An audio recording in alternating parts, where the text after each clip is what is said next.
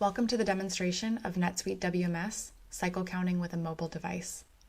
I'm in a warehouse manager role, and I'll be toggling back and forth between the NetSuite desktop and the mobile RF handheld interface throughout the demonstration. With WMS, I can navigate to create a cycle count plan from my dashboard. To create a plan, simply select different item characteristics, such as classification, family, group, or even a specific item.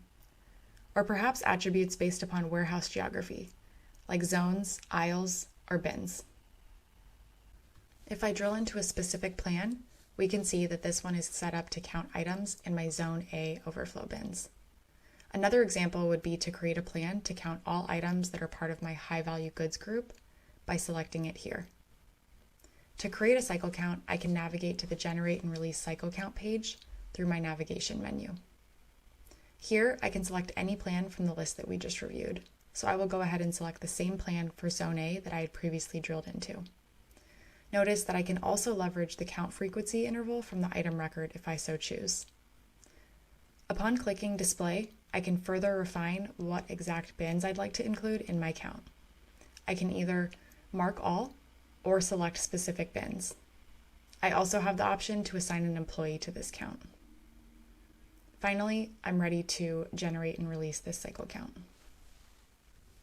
Now, the cycle count has been created, but it has not been pushed to the mobile RF handheld device yet. When I'm ready to do so, I can click Start Count. This makes the plan accessible on the mobile RF handheld device and takes the snapshot quantity of the items and bins.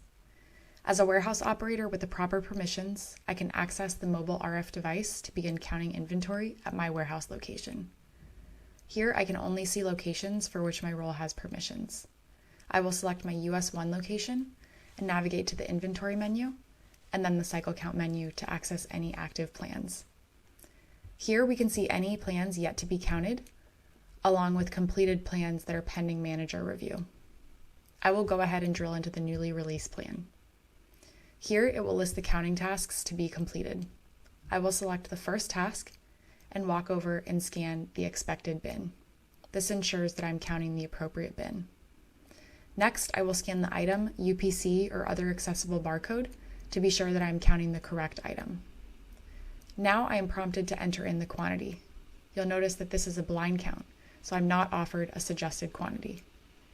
Continuing on with my next task, I can scan the next expected bin, and then scan the item, and then finally enter in the quantity. Since I only had 2 tasks in my plan, the count is now complete, and I can move on to the next plan as needed.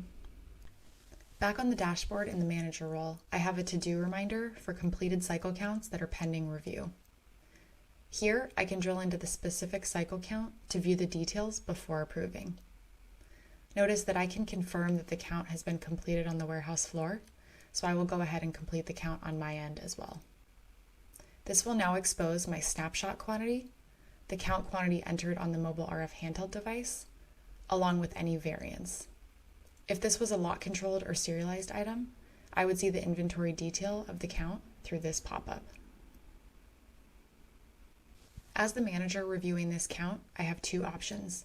I can either approve the count, and the system will generate an inventory adjustment to update my inventory, or if the variance is too large or there's some other discrepancy, I can reject the count. This sends the count task back to the mobile RF handheld device for a warehouse employee to recount. Since this variance is acceptable to me, I can go ahead and approve this cycle count. After approval, I can view and drill into the link for the system-generated inventory adjustment.